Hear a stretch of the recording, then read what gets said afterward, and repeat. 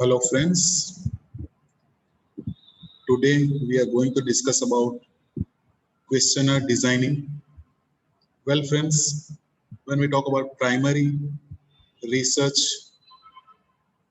one of the very common way of collecting data from respondent is through questionnaire.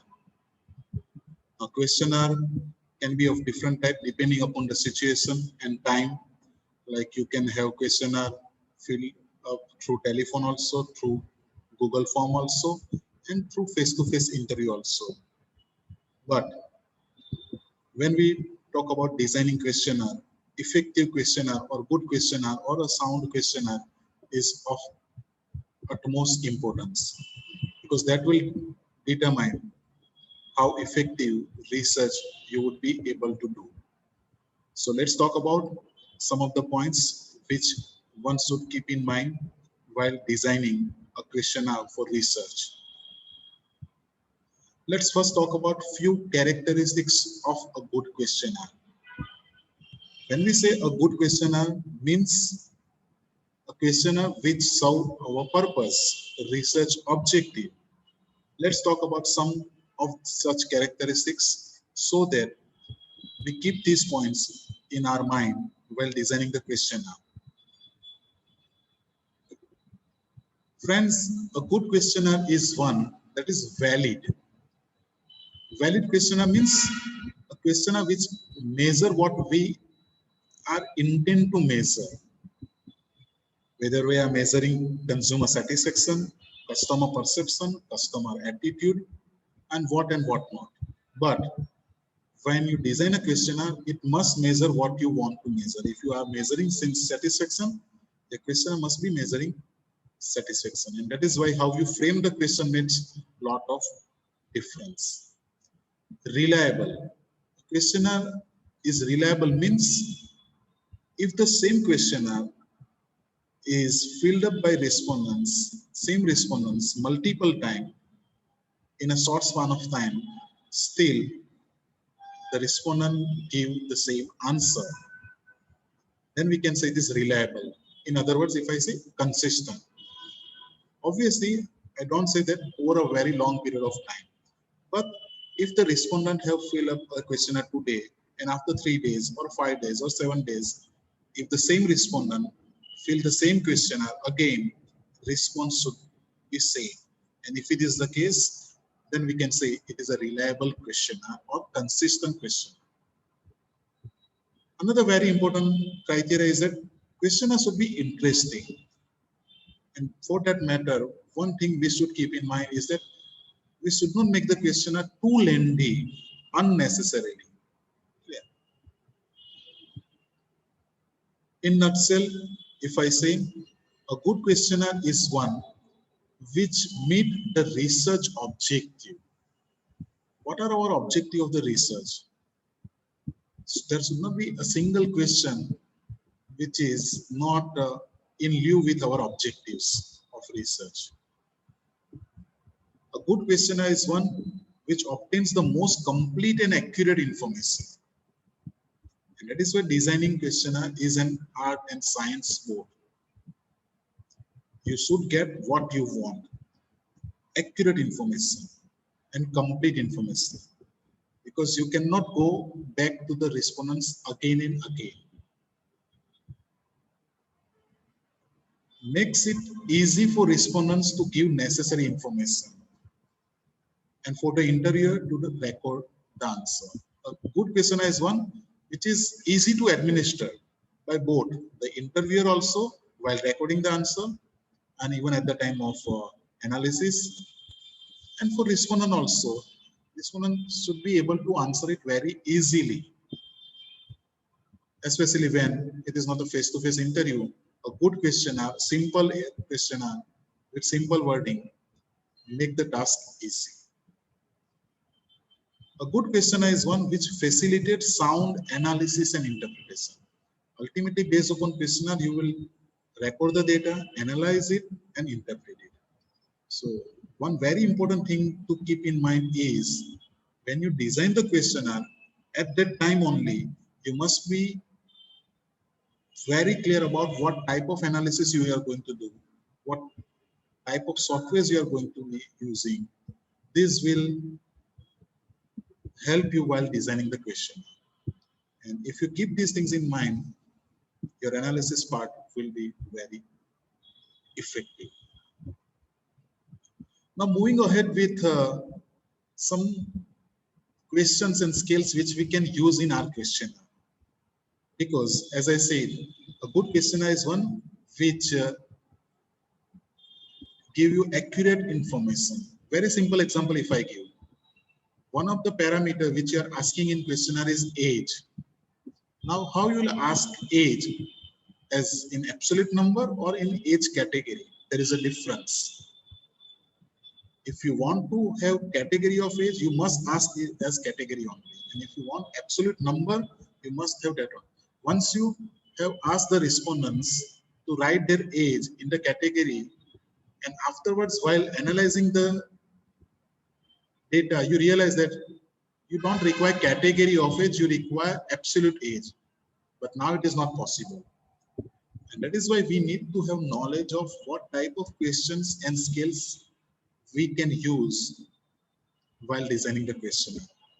Because this will only determine how accurate and how complete information we'll be getting.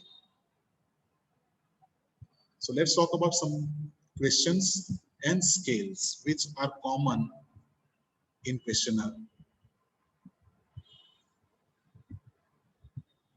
One is open-ended questions. Open-ended question means there is no restriction, like yes or no or any other options. Open-ended question asks the people to provide information in their own words. They are free to give their opinion. For example, the respondent can be asked, what is the most important feature of our product or service according to you? You are not giving any option. The respondent might write 5 lines about this question. Open-ended question. There is no option. Respondent, based upon their liking, disliking, experience, they write the answer free. Okay.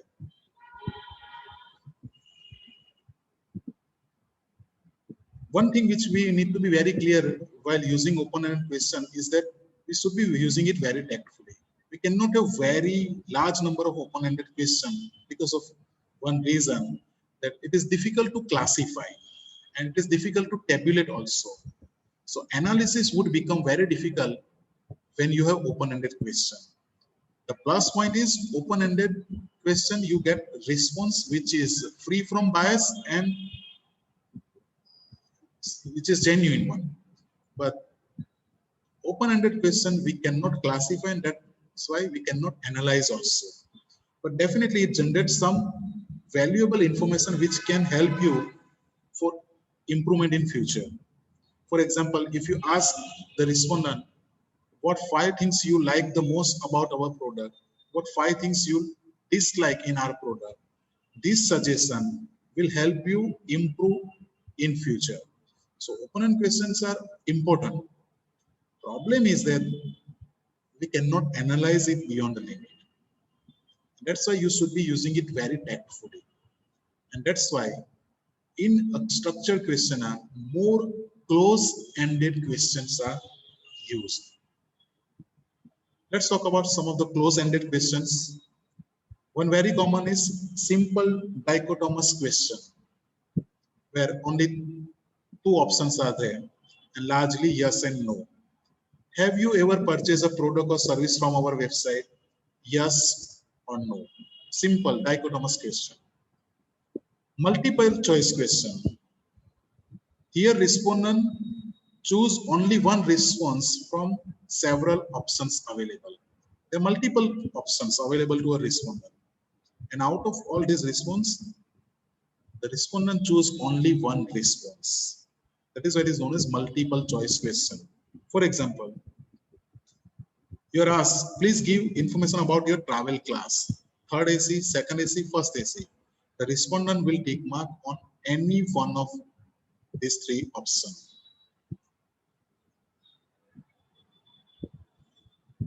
Another question is very common is frequency.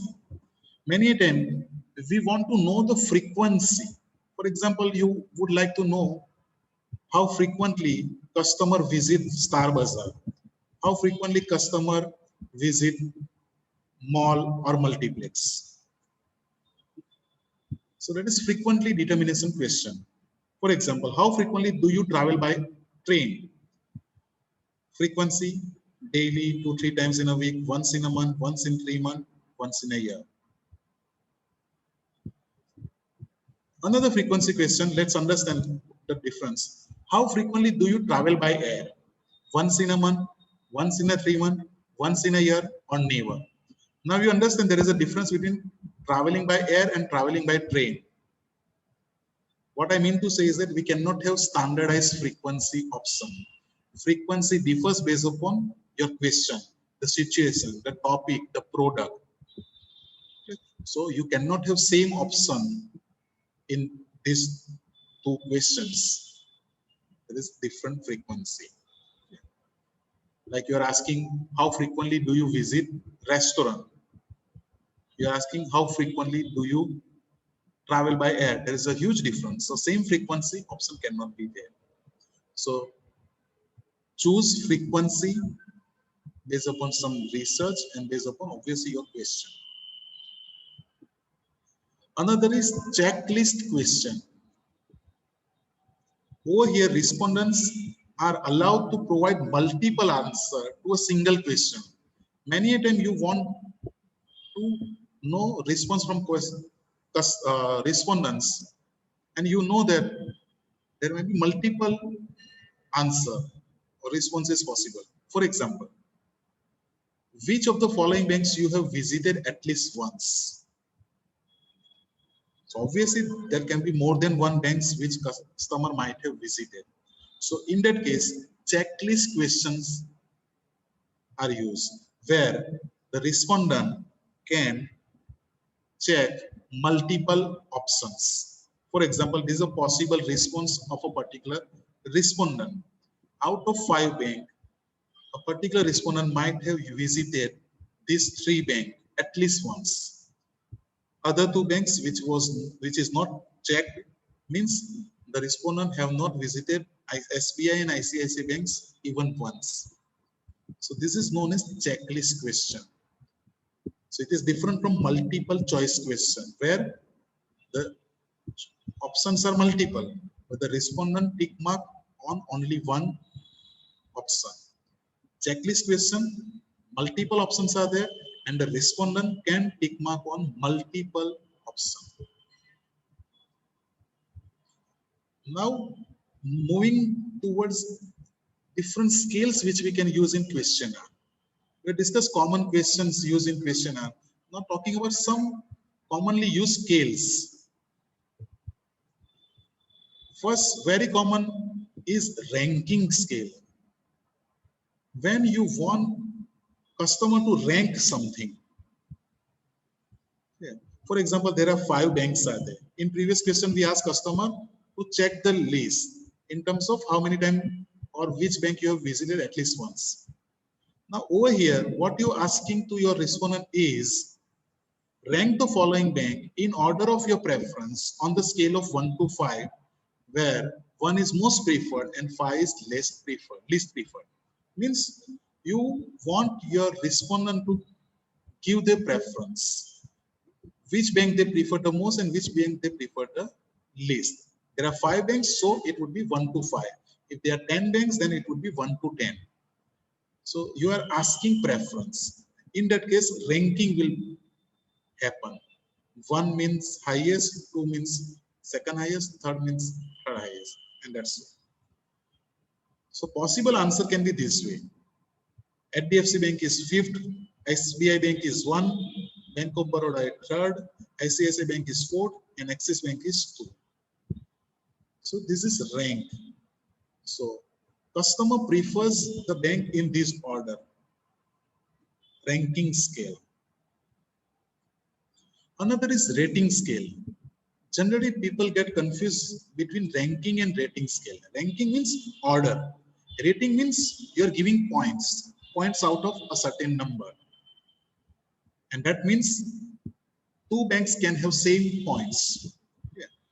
Please rate the following bank on the scale of 1 to 10, where 1 being worst and 10 being the best.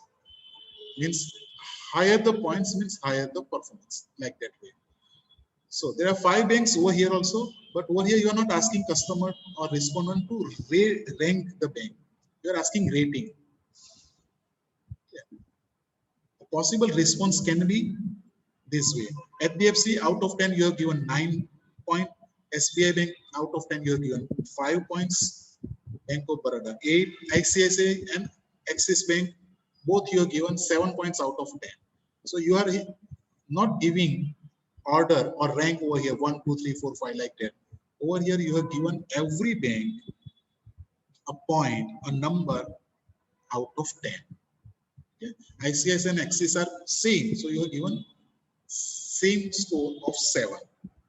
That is known as rating. So understand the difference between ranking and rating.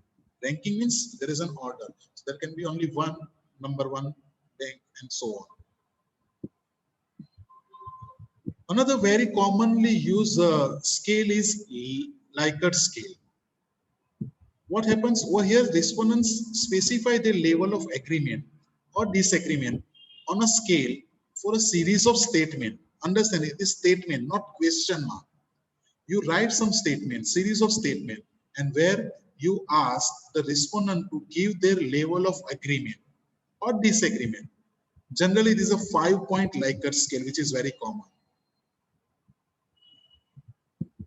For example, if you see the example, please indicate how much you agree or disagree with each one of these statements. The scale is from strongly disagree, somewhat disagree, neither agree, neither disagree, somewhat agree, and strongly agree. It can be reverse also. Strongly agree to strongly disagree. It doesn't make any difference. Clear? So strongly disagree, you have given 1, and strongly agree, you have given 5 as a score. Because strongly agree is positive, so we have given higher number. Strongly disagree is negative, so we have given lowest number. Now there are multiple statements. For example, the president is doing a good job. So if respondent is completely agree with this statement, he will tick mark on 5. Somewhat agree, he will tick mark on 4. Completely disagree, he will tick mark on 1. And so on. Second statement, the Congress is doing a good job. How or up to what extent you are agree or disagree with this statement? You will tick mark on 1 to 5. And so on. There can be series of statements where you want your respondents to give their agreement or disagreement. From strongly agree to strongly disagree, or strongly disagree to strongly agree. And based upon that, there are different analysis which you can be done, which we will see in some other session. So 5-point Likert scale is very common, so as to know customer or respondents agreement and disagreement for a particular statement. Keep in mind, over here we are not asking the question. We are writing the statement, and respondent will give their agreement or disagreement with regard to that particular statement. Somewhat similar is semantic differential scale, but it is similar, not the same. Generally, semantic differential scale is generally 7-point scale, or as you can see over here, it can also be a 5-point scale. A semantic differential scale asks the people to rate a product, company, brand on a multi-point rating option. As name itself suggests, semantic differential scale. This survey answering options are grammatically on opposite adjectives. What means? The options are opposite generally. For example, over here, you are asking respondent to rate oranges on few dimensions. Like for example, if you see first option, healthy, unhealthy. Second option, good tasting, bad tasting. Expensive, affordable. Pleasant, unpleasant. Messy, clean. So as you understand, the options are opposite adjectives. Rather than strongly agree to strongly disagree, and rather than writing statements, you're just writing the adjectives. So same thing you can ask on Likert scale also over here. Like oranges are healthy. then you can write it on Likert scale, strongly agree to strongly disagree. Yeah, but this is a better way. Okay. So again, a common scale, semantic differential scale. Again, people get confused between Likert and semantic differential scale. And that's why this figure will help you understand what is the difference between semantic differential and Likert scale. In Likert scale, as you can see at bottom, we use a statement.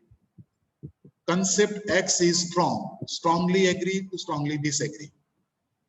Whereas in semantic differential scale, we do not use statement. Concept X, weak or strong, means negative polar, positive polar. Two extremes are there. Yeah. So in one, you use statement, that is Likert scale. In another, we use opposite adjectives so as to know what respondent think about that particular object.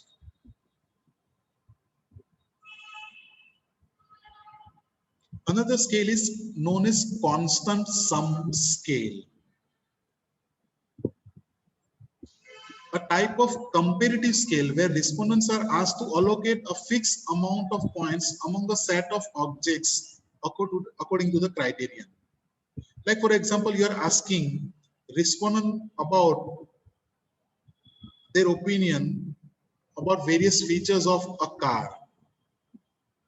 So you ask them to give their rating out of 100. Okay, so it is to be ensured that the total has to get matched with 100 number. So the respondent might give performance 40 marks, safety 10, body style 20, interior design 30.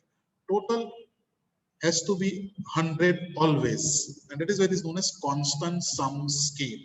If you do the summation, it will give a particular number, 100. Another matrix or another scale which is used is side by side matrix. Till now, whatever scale we have seen, we have used only one dimension. But at times, you would like to ask two things about a particular object to the respondents. For example, you are asking satisfaction. At the same time, you would like to know, okay, how important that factor is. For example, you are satisfied with XYZ factor, but that XYZ factor is not that important for the customers. So in the same question, you would like to ask both how important that particular criteria is, and on that criteria, how much you are satisfied. For example, customer service is very important, 5. That is how customer respondent has responded.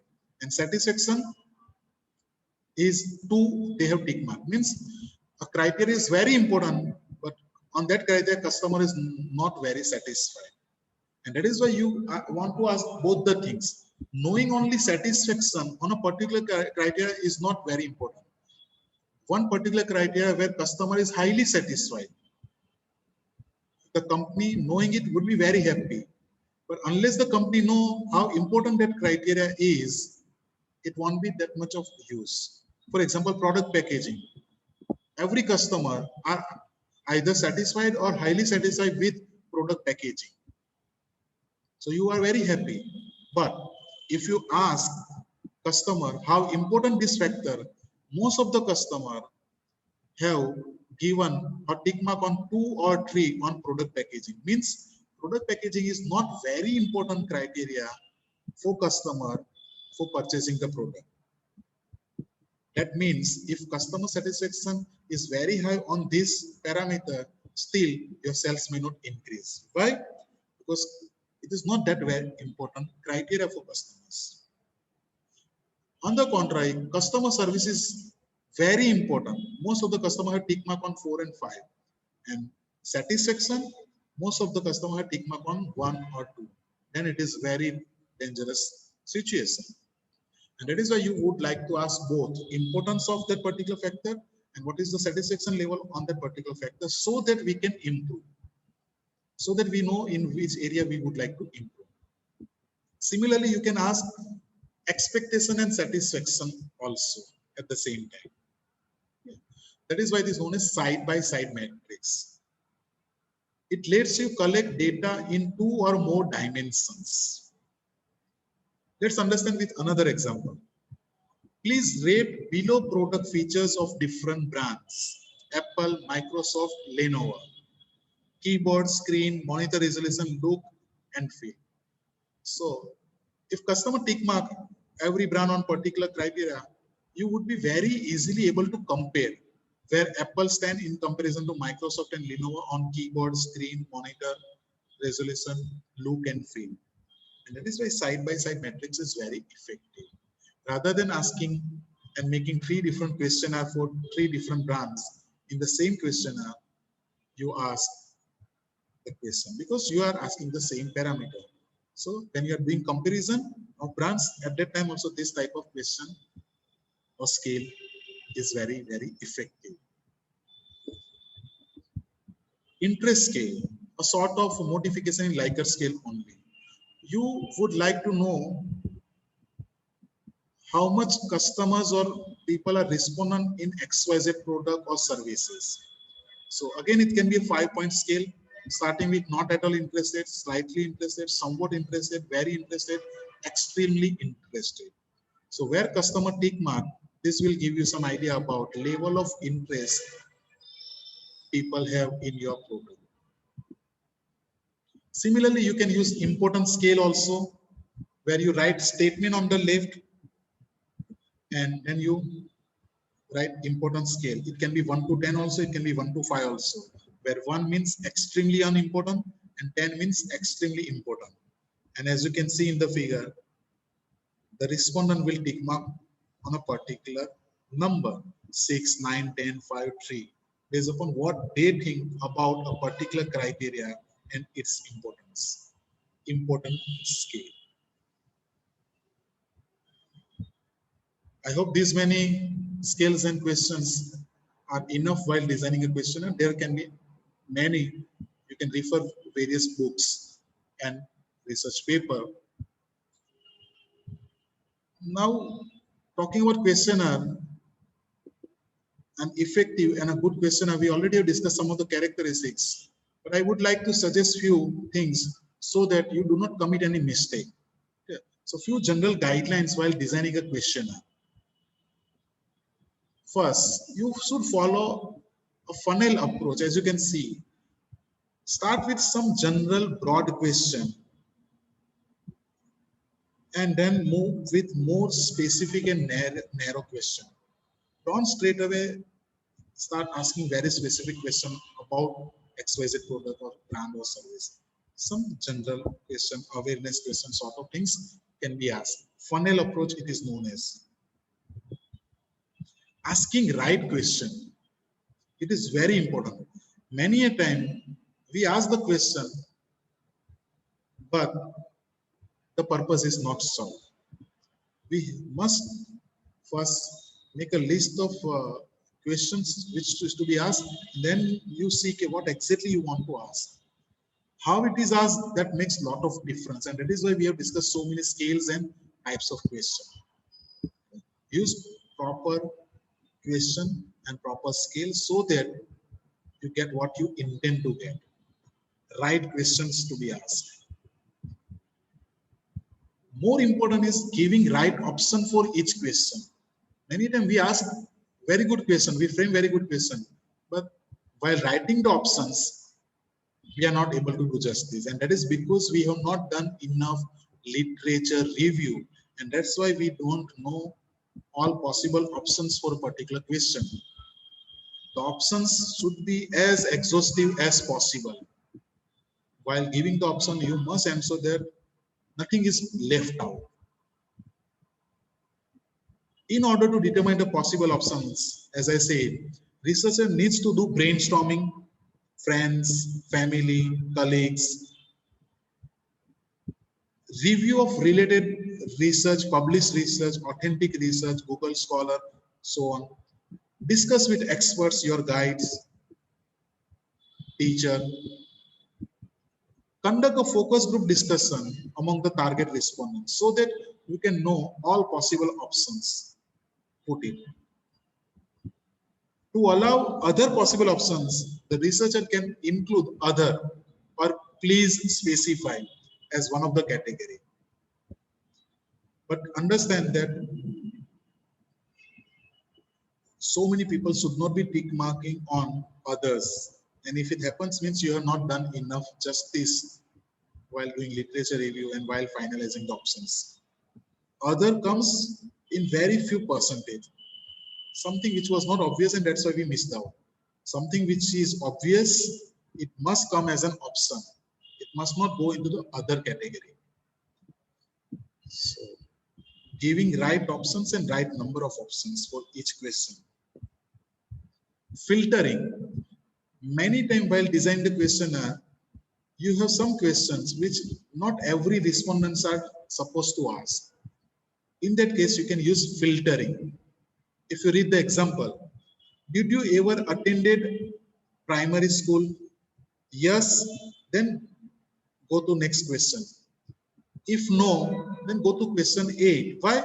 Because next 6 questions were for those students or those respondents who have attended primary school. If they have not attended primary school, they are not supposed to answer that question. So they must go straight away to question 8. So this is what is referred as filtering. Filtering is used to guide the respondent to answer only the relevant questions. For example, have you ever traveled by Indigo Airlines? If yes, then there might be 5-10 questions about service of Indigo Airlines.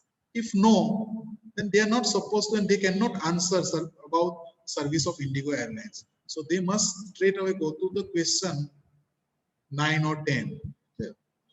That is why filtering is used, so that respondent answer only relevant question. While designing question, order of question is very, very important. We discuss funnel approach, general to specific you should have. Similarly, the flow should be logical. For example, you first ask, are you aware about Chroma? Then you ask, have you visited Chroma ever? So that is a logical sequence. What if you first ask, how many times you have visited Chroma in last week? First question. Second question, are you aware about Chroma? That is obviously doesn't make any sense. So order of question is very important. Logical flow should be there. And for that matter, start with a simple question before moving to more complex questions. We just discussed funnel approach. So initially simple question and then more complex question. And most preferably personal questions should be kept at the end. Income, age, education. Because you are not from income tax department and you are not from government census survey. So these are personal information. It is very important for analysis and our research purpose, but should be kept for the end. Because if you straight away ask somebody some personal question, they might hesitate. It is important, it is to be collected, but keep it for later part. Ask at the end. Order of question. Avoid leading question. You understand the meaning of leading. Many a time the researcher wants to manipulate. They want to know or they want to get the answer which they want to listen. And that's why they use leading question. Leading question is one that prompts or encourage the answer wanted. I promise you the answer which I want. For example, do you have any problem with your boss? If I ask question this way, then I'm prompting to answer yes, I have problem. Better way to ask the question is, tell me about your relationship with your boss. So I'm not leading. I'm not giving any hint. I'm not prompting the respondent that you tell me, okay, I have some problem with my boss. So avoid leading question. If you ask leading question, then it is not a true and genuine research. Similarly, avoid loaded question. Loaded question means your question should not contain any assumption. Again, the purpose of loaded question is to manipulate what the content of the answer will be. and to control the dialogue rather than receive an honest answer. I'm asking because I have to ask, but at the same time, I want to answer that you do not answer what I don't want to listen. So I ask a loaded question, assumption. For example, do you actually support that lazy president of ours? I'm assuming or I'm making you believe that it is a lazy president. Why I should do that way? I can simply ask, do you support our president? Why I should write lazy president? Because I'm willing to hear that only. It cannot be that way. Avoid double barrel question. Double barrel means what? There is a simple rule. Only one thing should be asked in one question. Separate topic, two separate topics, two separate questions should be there. Many times what we do is we make a mistake. In the same question, we ask the respondent their opinion about two or three things. For example, is this tool interesting and useful? It's wrong. Double barrel. Why? You're asking about two things. Is this tool interesting and useful? So two things you are asking. Better is you ask two questions. Is the tool interesting? And second, is the tool useful? Because I might find a tool interesting and I still don't find it useful. So if I'm asking both the things in the same question, and if somebody is saying yes, then he's saying yes for both the things. As such, want to say yes for interesting and want to say no for useful, but you are not allowing it. Why? You have asked a double barrel question. So don't mix two things. Ask two separate questions. Avoid complexity and ambiguity. It should be as simple as possible. Don't use any word which has different meaning to different people. For example, frequent, always, often. For me, frequent means once in a week. For you, frequent may be 4 times in a week. Often means once in a week. So these all are some terms which don't have standard meaning to say different people. Don't use it so that you can avoid complexity and ambiguity. So before finalizing, ask yourself, is this question is clear or can it be more specific? If yes, make it and write it more specific. Most important is that design the questionnaire keeping in mind analysis part. Because after collecting the data, you want to analyze and you want to interpret and you want to have some management decision out of it. Biggest mistake most of the people do is while designing the questionnaire, they don't think about what type of analysis I would be doing. No. While writing the questions in questionnaire and while defining options and scales and type of question, you must be very clear what analysis you would like to conduct so that you give appropriate options, so that you use appropriate scales. Very simple example. For example, age. If the objective of asking the age is to find out the mean of the age of participant, then an exact age should be captured. That is, what is your age? Because you want to use the mean. Yeah. In some cases, if you ask the category of age, then also will be done. Because in that case, you don't want to find the mean of the age.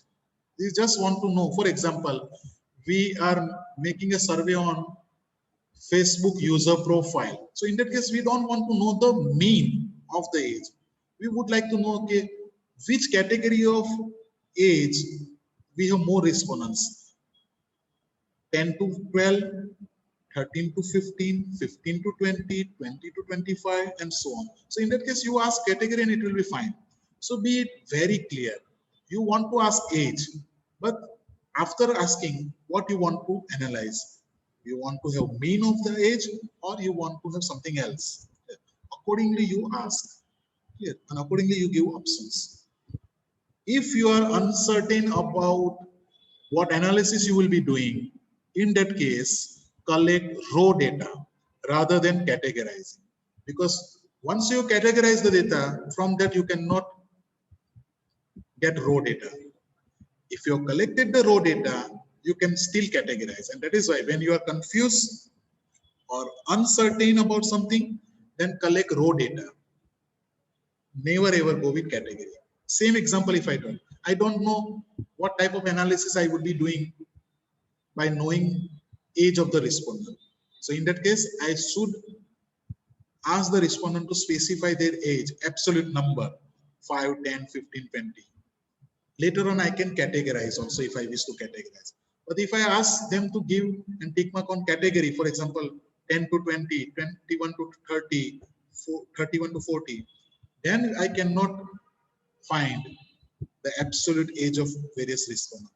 And that is why, first of all, be clear what you want to analyze after collecting a particular type of data, and accordingly you put the options and scale. If at all you are not so clear about what analysis you will be performing, then collect raw data, because you can categorize them later on. Translation is also important. Ultimately, your objective is what they know about a particular product, brand, service, organization, whatever. And that's why you should design a questionnaire in a language they understand, because you are not giving them questionnaire to impress them. You are giving them questionnaire because you want to know their feedback on a particular thing. Yeah. So if it is Gujarati, Hindi, English, whatever, the language they are comfortable. Otherwise, if you give questionnaire in a language which they are not so comfortable with, then they will not give, or they want to be able to give their honest opinion. So design the language questionnaire in a language which you are comfortable with, but then do translation in as many languages as you want, depending upon your customer proficiency. Another is avoid any hypothetical or future intention question. What you will do if your income increases? This is all hypothetical. You can never ask this way. If your income increase, would you buy more product of our company? This is a hypothetical question. How can you ask it? Yeah. So this is not something will help you in research. So avoid asking such questions. Keep questions brief and easy to understand. Use simple language, choose simple words, because your goal is to extract valuable information from your respondents, not to impress them with poetic language. You're not writing a poem, you're designing a questionnaire. And your goal of designing questionnaire is to get valuable information, accurate information, complete information. So use simple words, simple question, brief question. I don't say that you skip anything, nothing to be skipped, but ask in a way that they understand and they will answer. If they don't understand, if they get confused, you will get wrong information.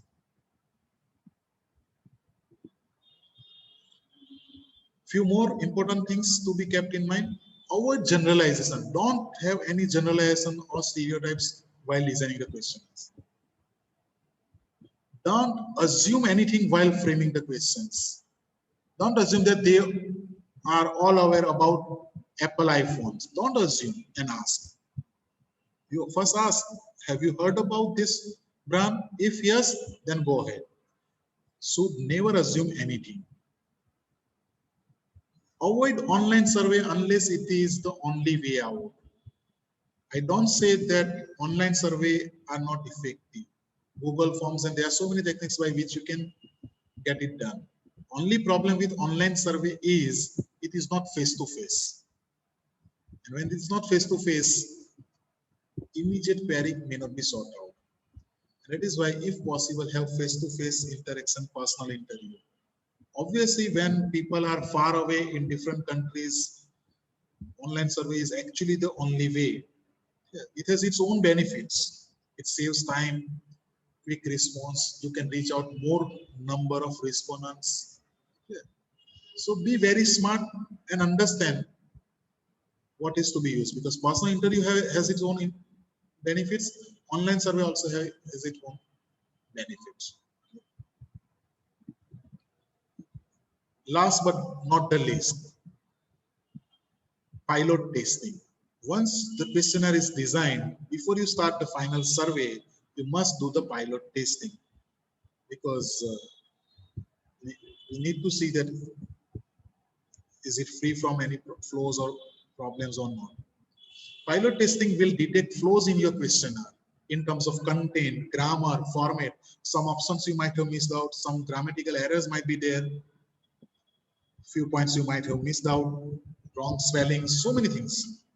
So first you can ask your colleague, family, friends to comment on the questionnaire. This will pick up any mistakes in terms of content, grammar and format. You improve. After that, you should ask potential respondents to answer the questionnaire and provide the feedback. You're going to survey 5,000 respondents, but before doing it, after first pilot testing is done with her friends and family, potential respondent also 10, 20, 30, 40 potential respondents you can ask to fill the questionnaire and ask their feedback. If they're having any confusion, if they feel something is repeated, some options are not there, based upon their feedback, modify the question and then go with final survey. So pilot testing is very, very important, so that you have a questionnaire which is free from any flaws or errors. I hope this will provide you enough idea about how to go ahead with questionnaire designing. Thank you very much.